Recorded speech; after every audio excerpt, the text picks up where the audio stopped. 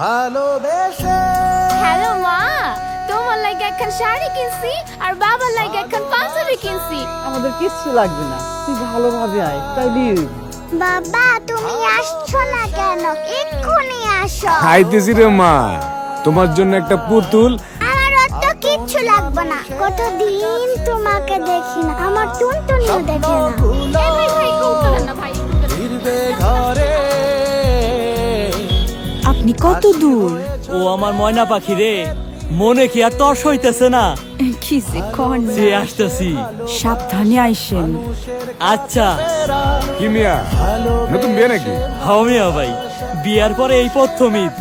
বাবা কখন আসবে? আমি তোমার জন্য কখন থেকে খাবার রান্না করে রেখেছি। এই তো মা, চলে এলাম বলে। ভালোবেসে। হ্যালো মা। কি রে ভাই, এত দেরি কেন?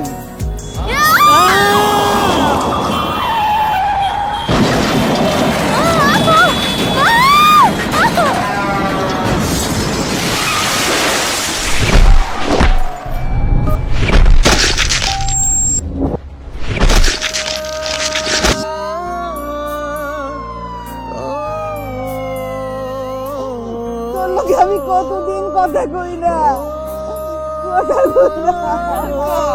কথা কও তুমি। বাবা তোমার খাবার গুলি খাবে না। বাবা কথা বলো। তুই ছাড়া বাঁচবো একা।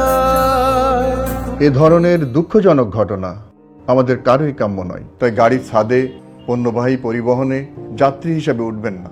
ওভার স্পিড ও উল্টা পথে আপনার গাড়ি চালাবেন না। অনিরাপদ, ঝুঁকিপূর্ণ যে কোনো ধরনের যাত্রা পরিহার করুন। ট্রাফিক আইন মেনে চলুন। আপনার ভালোবাসার মানুষের কাছে সবচেয়ে বেশি প্রয়োজন আপনাকে, তাই তাদের কাছে আপনাকে ফিরতে হবে সুস্থ এবং নিরাপদ। আসুন আমরা সবাই মিলে আমাদের ঈদ যাত্রাকে নিরাপদ করে তুলি। গল্পটা এমনও হতে পারত।